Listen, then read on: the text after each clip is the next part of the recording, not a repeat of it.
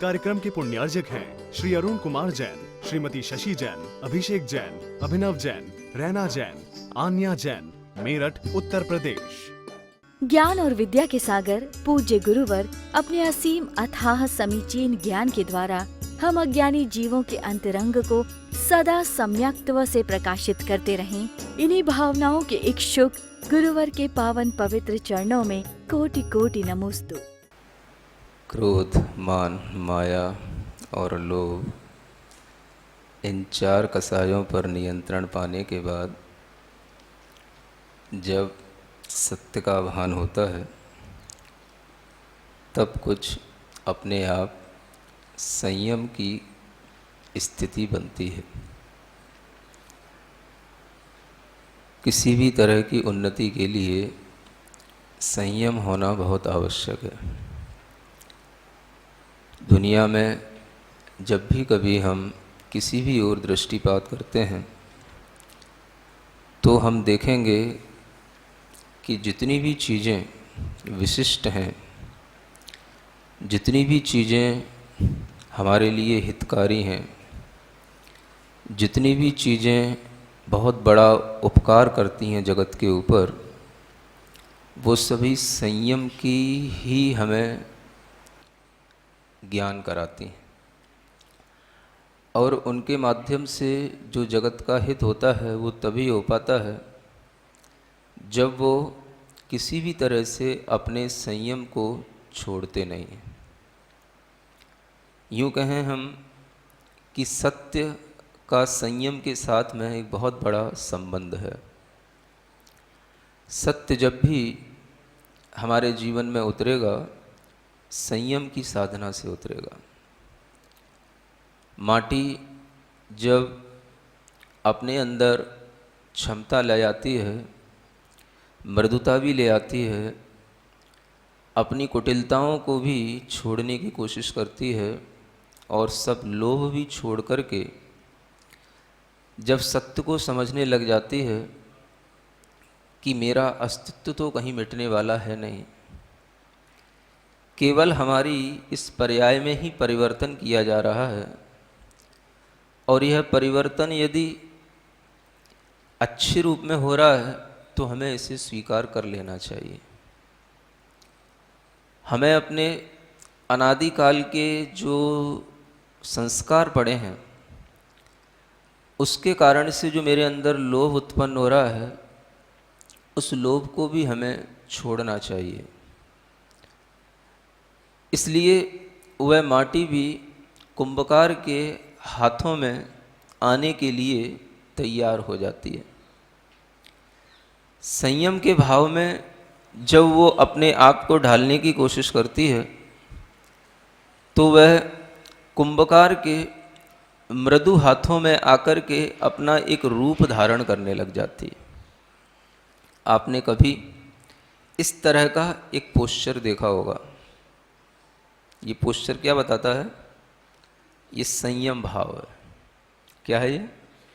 हाँ, जब हम कभी किसी भी व्यक्ति को प्रोत्साहित करते हैं या हम अपनी ही ऊर्जा को संतुलित बना करके किसी में काम में लाने की कोशिश करते हैं, तो इस तरह की हीलिंग में भी ये सिखाया जाता है कि आप अपनी ऊर्जा को समझने की कोशिश करें। ये संयम भाव है। यानी जो कुछ बह रहा है हमारे शरीर में, बहुत सारी ऊर्जा का फ्लो निरंतर बहता रहता है। अगर हम उसे संयमित बनाएंगे तो वो किसी के काम आएगी। संयमित होना एक ऐसी शक्ति है जिसके माध्यम से हम अपनी बहती हुई तमाम अनावश्यक ऊर्जा को एक जगह कंसंट्रेट करके उसे किसी के काम में ले आते हैं और अपने भी काम में ले आते हैं। इसलिए संयम का बड़ा महत्व है। आप देखते हैं दिन और रात प्रतिदिन होते हैं, और इस दिन और रात की इस प्रक्रिया में सूर्य और चंद्रमा का अपना एक बहुत बड़ा रोल रहता है। समय पर सूर्य का उदय होता है, समय पर सूर्य अस्त हो जाता है, रात्रि आती है, चंद्रमा का उदय होता है, और चंद्रमा भी एक नियमित गति से पहले कृष्ण पक्ष होता है तो अपनी कलाओं को घटाता घटाता घटाता घटाता अमावस्या तक पहुंच जाता है। फिर शुक्ल पक्ष प्रारंभ होता है, अपनी एक एक कला को बढ़ाता बढ़ाता एकम दूज तीज करते करते वो पूर्णिमा तक पहुंच जाता है। पुनः वही क्रम फिर प्रारंभ होता है, कुछ अन्यत्र नहीं जाता, कुछ अन्यथा नहीं होता, यहीं से फिर शुरू होता है। ये क्रम निरंतर चल रहा है, चंद्रमा का भी चल रहा है, सूर्य का भी चल रहा है। मैं आपको ये बताना चाह रहा हूं कि प्रकृति अपने आप में बहुत संयत है, प्रकृति में बहुत संयम है।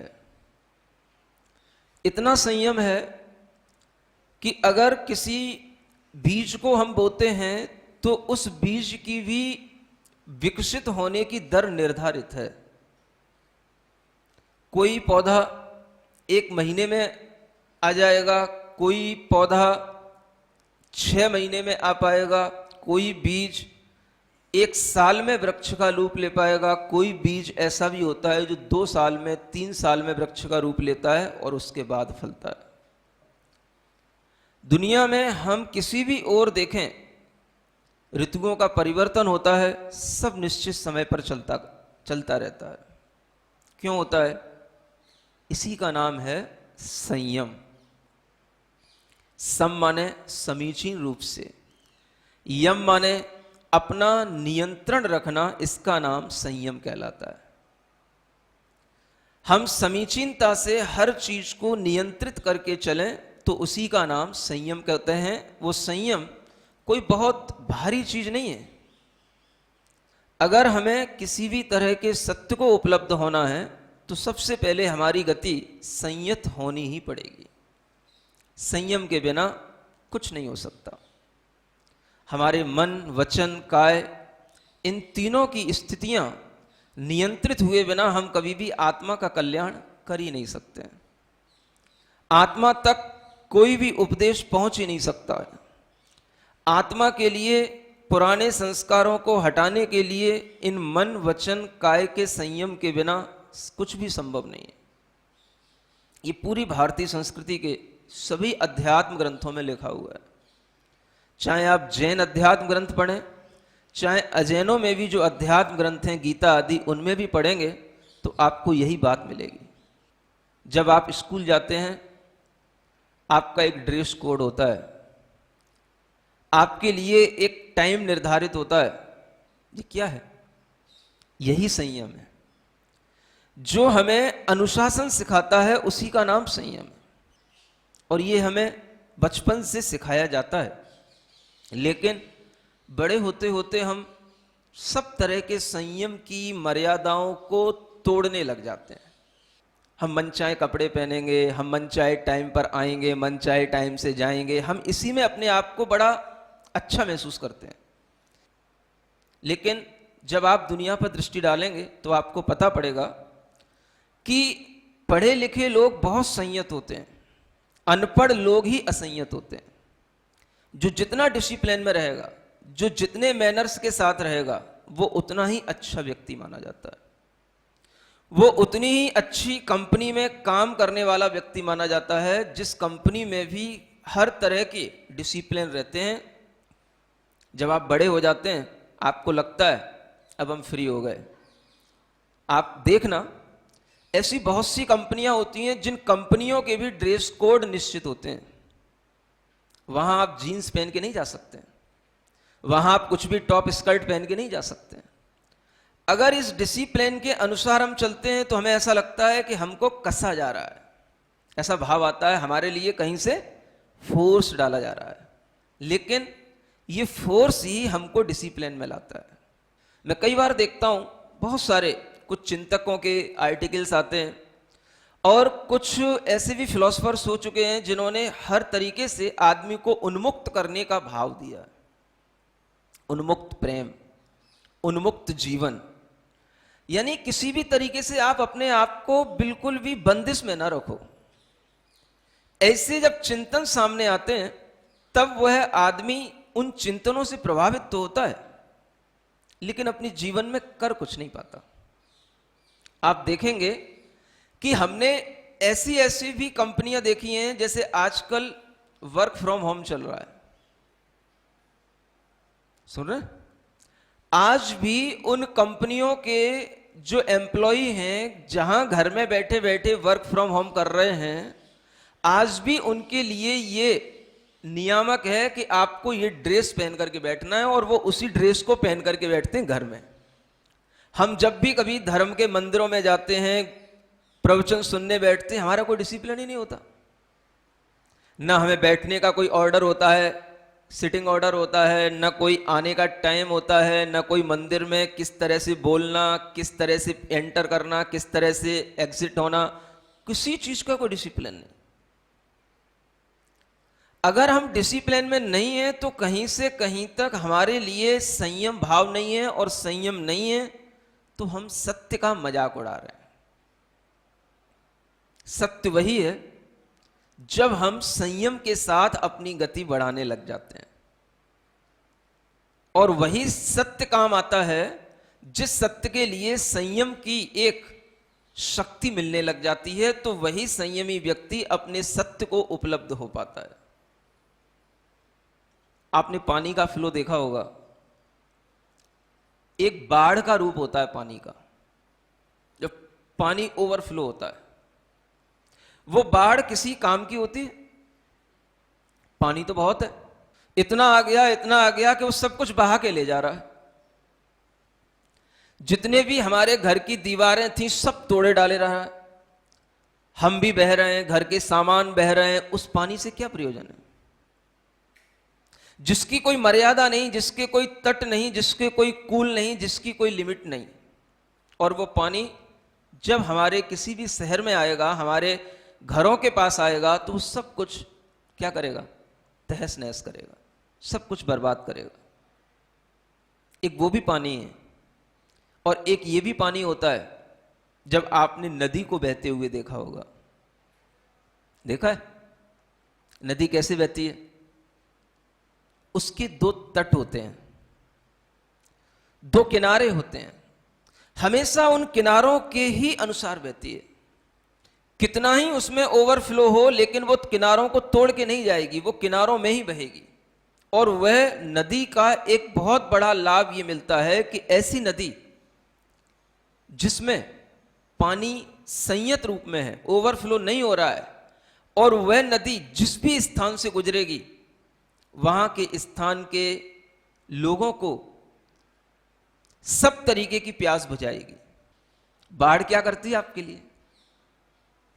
बाढ़ से कोई लाभ होता है आपको? बाढ़ का पानी किसी के लिए काम आता है? पानी तो पानी है, बिल्कुल फ्रीक्वेंट बह रहा है। नदी का पानी भी फ्रीक्वेंट बह रहा है, लेकिन उस बाढ़ और नदी के पानी में अगर आपको एक डिफरेंस समझ में आ जाए, तो आप समझ पाएंगे कि असंयम में और संयम में क्या अंतर होता है। बस इतना ही सा समझना है आपको, ज्यादा नहीं समझना। जब हम डिसिप्लिन में होते हैं तभी हम किसी एक डायरेक्शन में चल सकते हैं। अगर हम डिसिप्लिन में नहीं है तो हम कभी 4 कदम इधर चलेंगे, 4 कदम उधर चलेंगे, 4 कदम पीछे चलेंगे, 4 कदम आगे चलेंगे, हम कहीं नहीं पहुंचेंगे। चलेंगे तो, लेकिन हम पहुंचेंगे कहीं नहीं, क्योंकि हम डिसिप्लिन में नहीं है। डिसिप्लिन दुनिया में हर जगह है, दुनिया में हर काम में है, प्रकृति में है, जॉब करने वाले लोगों के अंदर भी डिसिप्लिन है। लेकिन हमने कभी भी अपने आध्यात्मिक जीवन के लिए कभी डिसिप्लिन नहीं अपनाया। आत्मा को अपने एक गंतव्य तक पहुंचाने के लिए हमने कभी संयम नहीं अपनाया, और इसी की वजह से हम तमाम तरह के दुख तो भोग लेते हैं, सब तरह की मर्यादाओं का उल्लंघन करके जीने का हमारा भाव रहता है। और हमें जब दूसरे चिंतक भी यही सिखाते हैं, किसी भी तरह के नियमों में बंद करके अपने आप को बंदिशों में मत डालो, बिल्कुल फ्री रहो। किसी भी तरह के रूल्स में अपने आप को बांधो नहीं, किसी भी तरह का कुछ भी बॉन्डिंग नहीं, बिल्कुल फ्री रहो। और ऐसे लोग जब ऐसे लोगों को सुनते हैं तो उन्हें लगता है कि हाँ, बात तो बिल्कुल अच्छी है, और अगर हम ऐसे ही उन्मुक्त होकर के जिएंगे तो हमें कुछ योग का, अध्यात्म का, ध्यान का लाभ भी मिल जाएगा, क्योंकि ये योगी भी हैं, आध्यात्मिक भी हैं और ध्यानी भी हैं, इसी रूप में प्रसिद्ध हैं। जबकि ये कहीं से कहीं तक योग की कोई परिभाषा ही नहीं है, न जैन ग्रंथों में न अजैन ग्रंथों में, यहां तक कि गीता में भी लिखा हुआ है असंयत आत्मना नहीं योगो इति मे मति। श्री कृष्ण कहते हैं कि जो असंयत आत्मा है उसके लिए तो कोई योग है ही नहीं, ऐसा मैं मानता हूं। और जो जैन आचार्य हैं वो कहते हैं कि जब तक आप अपने अंदर संयम नहीं लाओगे, संयम्य कर्णग्रामे मेकाग्रत्वेन चेतसे, जब तक आप अपने चित्त को एकाग्र करने के लिए अपनी इंद्रियों के समूह को संयमित नहीं करोगे, तब तक आप आत्मा के लिए कुछ कर नहीं पाओगे। अब हम समझें कि असंयम में और संयम में कौन सी चीज अच्छी है, पहले हमारे दिमाग में ये बैठ जाना चाहिए। असंयम का मतलब है कोई डिसिप्लिन नहीं। हम बाहर की चीजों के लिए तो सब डिसिप्लिन देख रहे हैं, प्रकृति का हर कार्य डिसिप्लिन के साथ चल रहा है। जिन ऋतुओं में जिस तरह के फल फूल आने चाहिए उन ऋतुओं में उसी तरह के फल फूल आ रहे हैं, सब कुछ नियमित क्रम से चल रहा है। और जब ये नियमित क्रम से चलता है तो वो हमारे लिए अच्छा लगता है, प्रकृति का डिसिप्लिन हमें अच्छा लग रहा है। जब हम किसी अच्छी हायर कंपनी में जॉब करने जा रहे हैं तो उसका डिसिप्लिन हम फॉलो करने के लिए अपने आप को तैयार कर रहे हैं, वो हमें अच्छा लग रहा है। क्यों? हमें उसके बिना इतना अच्छा पैकेज नहीं मिलेगा। पैकेज अच्छा मिल रहा है, आप हमें किसी भी तरह के डिसिप्लिन में रखो, हम चलेगा। आप समझो, ये सब हम डिसिप्लिन कर रहे हैं, लेकिन किसके लिए? सिर्फ पैसे के लोभ में। अपने अंदर कोई डिसिप्लिन का भाव नहीं आ रहा। डिसिप्लिन तो वो होता है जो हम अपनी आत्मा के लिए करें, अपने लिए करें, अपने आप की उन्नति के लिए करें, जिसमें किसी भी तरह का कोई प्रलोभन ना हो, क्योंकि लोभ कसाय तो अब हम छोड़ चुके हैं। सत्य के लिए संयम में आना, discipline for truth, to attain truth. अगर हमारे अंदर इस भावना से डिसिप्लिन आएगा तो वह संयम भाव में आएगा। सेल्फ कंट्रोल इसी का नाम है। अभी तो हम controlled by company, controlled by other person, self control नहीं है। ये एक नमूने हैं कि हम सेल्फ कंट्रोल्ड होते तो हैं, लेकिन किसी के दिखाने के लिए, किसी के प्रेशर में हो रहे हैं। और इधर सेल्फ कंट्रोल अपने आप आता है कब? जब व्यक्ति समझने लग जाता है कि आखिर हमने असंयम में तो बहुत समय गुजारा है। असंयम तो बाढ़ की तरह है, इससे हमने अपनी आत्मा के सारे तट तोड़ डाले, सब कुछ अपनी आत्मा के गुणों को तहस नहस कर डाला। जो मन चाहा मैंने खाया, जैसा मन चाहा मैंने एंजॉय किया, सब कुछ किया, ये मान रहा हूं। लेकिन अब मुझे कोई सिखा रहा है, कोई समझा रहा है, कोई बार बार किसी चीज के लिए हमें प्रेरित कर रहा है, तो हमें थोड़ा तो उसकी बात समझनी चाहिए। ये भाव आने लगेगा कब?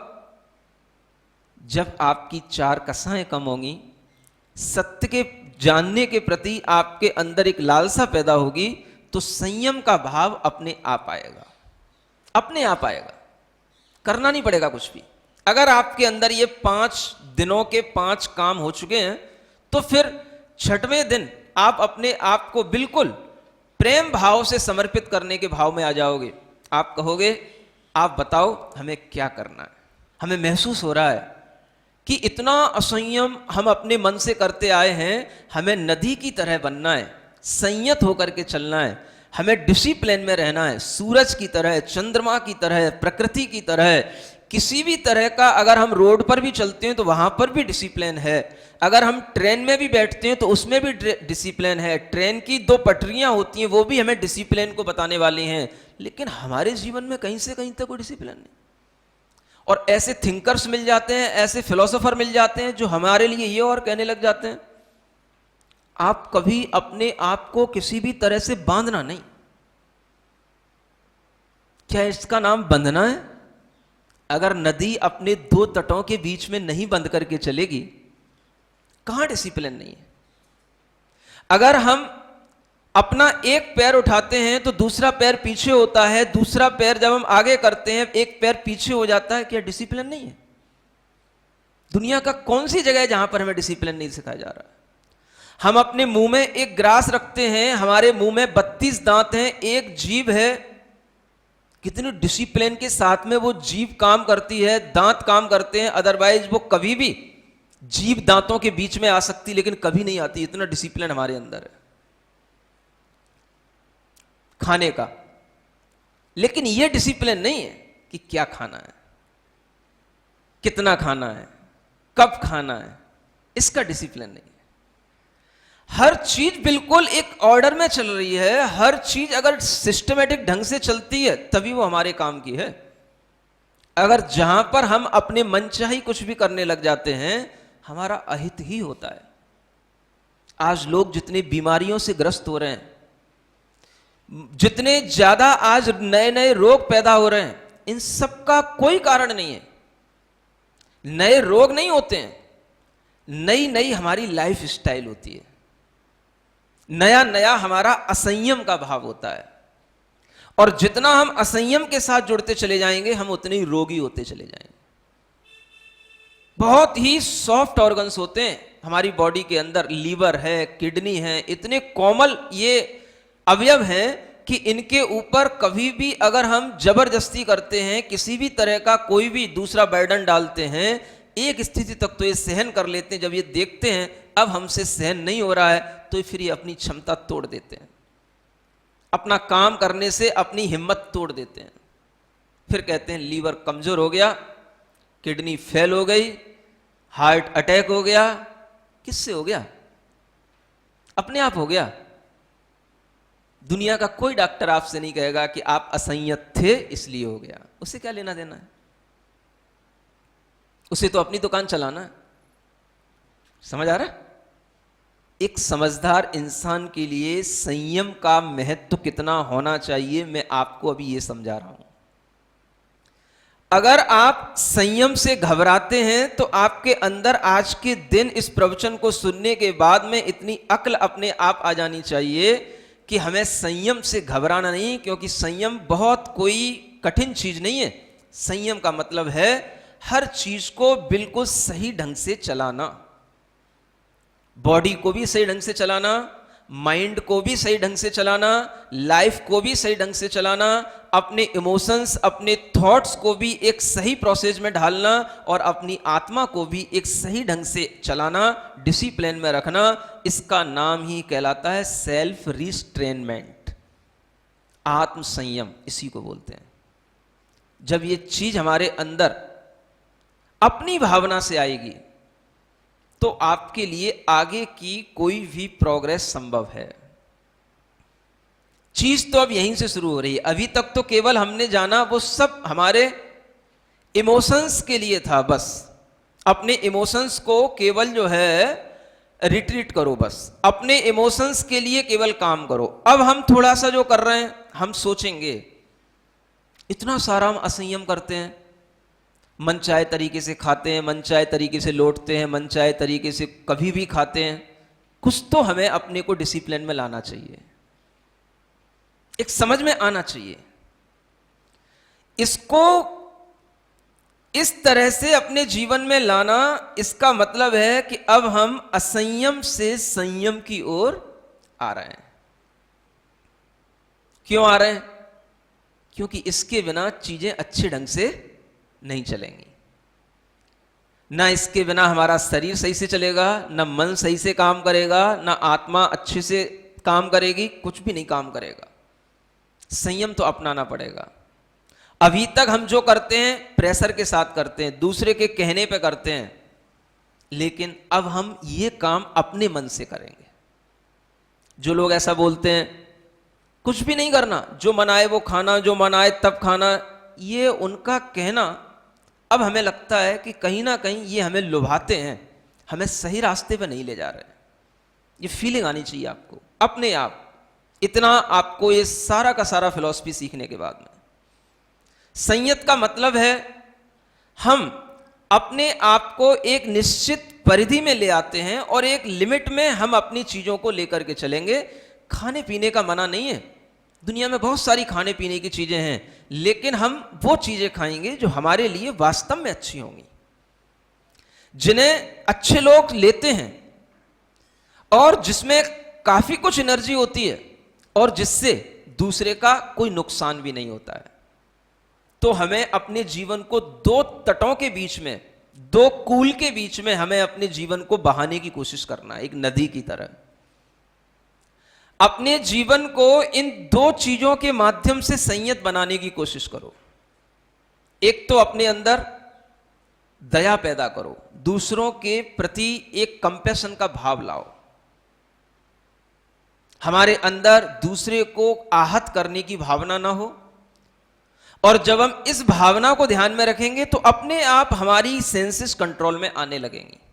दोनों चीजें एक साथ चलेंगी। देखो कैसे चलती हैं। आपसे कहा गया बाहर का गंदा भोजन नहीं करना चाहिए, पैकेट बंद भोजन नहीं करना चाहिए। समझ आ रहा है? अब आप देखो इसमें दोनों चीजें कंट्रोल होंगी। एक तो उन जितनी भी पैकेट बंद चीजें, उनमें इतने ज्यादा तीक्ष्ण मसाले होते हैं कि वो हमारी सेंसेस पर इतना अटैक डालते हैं कि उन तीक्ष्ण तरह तरह के तीव्र मसालों के माध्यम से हमारे अंदर एक स्वाद इतना ज्यादा पैदा हो जाता है कि एक बार अगर हम उस चीज को चख लेते हैं तो हमें बार बार उस चीज को खाने की अपने आप एक एडिक्शन पैदा हो जाता है। तो एक तो जब हमने इन भोजन पर कंट्रोल किया तो क्या हुआ, हमारी इंद्री पर अपने आप कंट्रोल हो गया। हमें ऐसा भोजन नहीं करना, हमें सात्विक भोजन करना जिसमें सत्व हो, तत्व हो। क्या हो? प्रोटीन्स हो, विटामिन्स हो, ओमेगा एसिड्स हो, कुछ ऐसी चीजें हो जो हमारे लिए काम में आने वाली हो, हमारी बॉडी के, हमारे माइंड के, ब्रेन में काम आने वाली चीजें हो। आप बताओ पिज्जा बर्गर में ऐसे कौन से इंग्रेडिएंट्स होते हैं? कुछ भी नहीं है, सिर्फ बोकस। अब दूसरी चीज देखो, जो भी ऐसा भोजन बना हुआ होगा, कितने दिन का बना हुआ है, कब का रखा हुआ है, मैदा का भोजन बना हुआ है। आप अगर थोड़ा सा भी ज्ञान रखेंगे, साइंस जो जीवों की विज्ञान है, तो आचार्य कहते हैं कि 48 मिनट के बाद में उसके अंदर बड़ी बड़ी लटें और उसी तरह के कलर के, उसी तरह की स्मेल के वो जीव उसके अंदर पैदा हो जाते हैं। तो वो इस तरीके से हमारे अंदर दया का भाव भी जाता है और इंद्रिय संयम का भाव भी जाता है। अब हम अगर कभी ऐसे थिंकर्स की बात कोई सुन लेते हैं, लेकिन हमें ये नहीं मालूम कि इनके पास भी पहुंच करके हम अपना नुकसान करेंगे, इनकी बातें सुनकर के भी हम अपना अहित करेंगे, क्योंकि ये कहीं से कहीं तक कोई भी हमारे शरीर का, हमारे मन मस्तिष्क का, योग का ये कोई नियम है ही नहीं। योग का नियम यम से ही शुरू होता है। चाहे पतंजलि का योग हो, चाहे जैन योग हो, चाहे अरहम योग हो, कोई भी हो, सब एक ही चीजें हैं। ये सब योग यम से शुरू होते हैं। यम में सम लगा दो तो संयम हो जाता है। समीचीन यम, यम पहले चाहिए। यम का मतलब होता है अपने आप को कंट्रोल करके रखना, और संयम में आने का मतलब है हम अपने जीवन को एक सुरक्षित ढंग से लंबे समय तक के लिए चलाएंगे। इसका नाम है संयम।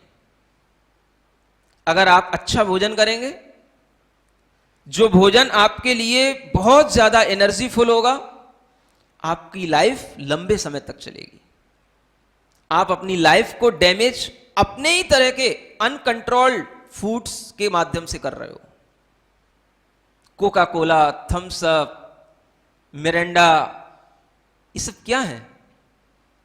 इतने गंदे पानी हैं, इनके अंदर इतना एसिड होता है कि हमारे जो इनर ऑर्गन्स होते हैं वो सब जल जाते हैं, तड़फ जाते हैं कि ये क्या डाला जा रहा है मेरे ऊपर, और हम अपने ही ऊपर अत्याचार कर रहे हैं और हम खुश हो रहे हैं। कौन सी ऐसी जैन फैमिली होगी जिसकी घरों में फ्रिज ना हो, और कौन सी ऐसी जैन फैमिली होगी जिन फ्रिजों के अंदर इस तरह की बोतल्स ना रखी हो। ना हमारे लिए फ्रिज का कोई काम है, ना बोतल का कोई काम है, लेकिन फिर भी हमारे लिए एक स्टैंडर्ड बन चुका है। अरे फ्रिज तो उन लोगों के लिए होते थे जो यूरोपियन कंट्री हैं जहां पर कोई फसलें नहीं होती, कोई फल फ्रूट्स नहीं होते, और वहां पर लोगों के लिए उन फ्रिजों से जब नुकसान होने लगा, इस तरह के फ्रिज में जिसमें कि 17 प्रकार की ऐसी गैसें होती हैं जो हमारे लिए उस फल के माध्यम से हमारे अंदर पहुंच जाती हैं, जो भी चीज उसके अंदर रखी जाएगी, और फिर वो चीज, वो गैसें, वो केमिकल हमारे अंदर पहुंचते हैं और फिर उससे हमें कैंसर होते हैं। तब हमें कहते हैं हमें पता ही नहीं, हम तो शाकाहार करते आ रहे थे, हमको कैंसर क्यों हो गया। आपके यहां पर रोजाना अच्छी अच्छी फसलें होती हैं, हर घर के बाहर निकलते ही हर चौराहे पर सब्जियों की दुकान लगी रहती हैं। क्या जरूरत है आपको सब्जियां 8-8 दिन के लिए, फल फ्रूट 8-8 दिन के लिए घर के अंदर रखना, फ्रिज के अंदर, और फिर 8 दिन तक उसको खाना। घूमने के लिए सुबह 2 घंटे घूमते रहेंगे कॉलोनियों में, हम सब्जी मंडी तक सब्जी खरीदने नहीं जा सकते। आपको पता है कि यह चीज नुकसान कर रही है, फिर भी आप ले रहे हो। इससे बड़ा संयम और क्या होगा। वार्निंग दी जा रही है कि इसमें तेजाब है, इसमें अल्कोहल है, इसमें केवल जो है केमिकल्स हैं, कुछ भी नहीं है, और इसके माध्यम से कैंसर हो रहे हैं, लीवर भ्रष्ट हो रहे हैं, लेकिन फिर भी मन है कि मानता नहीं है। नहीं समझ आ रहा। लेकिन जब संयम भाव आ जाता है तो मन को मनाना पड़ता है। समझ आ रहा है। और ये संयम भाव अपने आप आता है, धीरे धीरे आता है, हर किसी के जीवन में आएगा अगर आप ढंग से देखोगे, ढंग से सुनोगे तो। समझ आ रहा है। आप देखते हो आपके सामने संयमी बैठे हैं, एकदम से संयम भाव नहीं आ जाता, संयम भाव धीरे धीरे आता है, अपने आप आ जाता है। कहने के लिए जब कोई गुरु कुछ कहता है और उस समय पर हमने बात मान ली, किसी गुरु ने कहा इस शिविर में आए हो 8 दिन तक 10 दिन तक आलू नहीं खाना, ठीक है नहीं खाएंगे, शिविर पूरा हो गया, समझ आ गया। लेकिन उसके बावजूद भी आप कितने और दिनों तक आलू नहीं खा सकते हो, कब तक आलू नहीं खा सकते हो, पता ही नहीं। अब आलू नहीं खाना तो एक बार छूटा तो छूटा। क्या संयम है, किसको दया है। बाहर के जितने भी हलवाई खाने हैं, जितने भी मिष्ठानों की दुकानें हैं, किसको दया होती है। आप देखते हो हलवाइयों की दुकानें हैं, तरह तरह के उसमें मीठे रखे रहेंगे, बोरों की बोरों में शक्कर रखी रहेगी, उनमें चींटियां भी लगते रहेंगे, चींटे भी लगते रहेंगे। कोई किसी को छानता है क्या, कोई किसी को बचाता है क्या। इसलिए बोला जाता था पहले, एक हलवाई 100 कसाई। ये पुरानी कहावतें याद रखो। क्या कहा जाता था, बुरा नहीं मानना, जैन भी हलवाई होते हैं, लेकिन सोचें, ध्यान रखें, एक हलवाई 100 कसाई। क्या मतलब है, कोई है ही नहीं। अगर आप बाजार की कोई चीज खा रहे हैं, आपके अंदर दया का भाव आएगा ही नहीं, प्राणी संयम होगा ही नहीं। प्राणी संयम का मतलब है प्राणियों का हमसे घात ना हो जाए। अगर आप वो चीजें खा रहे हैं तो आप घात तो कर ही रहे हैं, दया तो आपके अंदर है ही नहीं। तो आपके अंदर ये दोनों भाव आने चाहिए। बाहर की चीजें नहीं खाने से एक तो हमारे अंदर दया का भाव पलेगा, न जाने कौन कैसे बना रहा है, कितने जीवों की हत्या करके बना रहा है, हमें कुछ भी पता नहीं है, इसलिए हम ऐसी गंदी चीजें नहीं खाएंगे। समझ में आ रहा है। और दूसरा, इससे हमारा इंद्रिय संयम पलेगा। हम इतने तीक्ष्ण, इतनी इंटेंसिटी वाले ये सब मसाले क्यों खाएं, जिससे हमारी जीभ जल जाए, पेट जल जाए, नुकसान हो जाए। इसी का नाम है संयम। समझ में आ रहा है। तो जो भी पढ़े लिखे बच्चे अपने मन में ये भाव लाते हैं और उनके मन में भाव आ ही जाता है कि हम किसी भी तरह का संयम नहीं लेना चाहते हैं, नियम नहीं लेना चाहते हैं। आप नियम मत लो, अभी ये नियम नहीं दिया जा रहा, अभी ये क्या है, संयम। संयम का मतलब सिर्फ इतना है, आप अपने मन में सोच लो ये चीजें गंदी हैं, तो हम इनको कुछ टाइम के लिए नहीं लेते हैं, तो देखते हैं क्या होता है। इसका नाम है संयम। अभी त्याग नहीं कराया जा रहा आपको, त्याग तो कल परसों आएगा। समझ में आ रहा है ना। अभी क्या है, सिर्फ संयम। संयम का मतलब ये जो एक्स्ट्रा फालतू चीजें हैं, इनसे अपने को बिल्कुल अवॉइड करना, और इसके बिना भी हम बिल्कुल डिसिप्लिन के साथ चलें कि हमारे धर्म गुरु हमको जिस डिसिप्लिन में ले जाना चाह रहे हैं हम उसी के साथ चलें। रात में नहीं खाना, आर्गुमेंट बाद में कर लेंगे, पहले हमें नहीं खाना, इसकी फीलिंग करना कि नहीं खाने से क्या होता है। इसका नाम है संयम। ज्ञान और विद्या के सागर पूज्य गुरुवर अपने असीम अथाह समीचीन ज्ञान के द्वारा हम अज्ञानी जीवों के अंतरंग को सदा सम्यक्त्व से प्रकाशित करते रहें। इन्हीं भावनाओं के इच्छुक गुरुवर के पावन पवित्र चरणों में कोटि कोटि नमोस्तु। इस कार्यक्रम के पुण्यार्जक हैं श्री अरुण कुमार जैन, श्रीमती शशि जैन, अभिषेक जैन, अभिनव जैन, रैना जैन, आन्या जैन, मेरठ, उत्तर प्रदेश।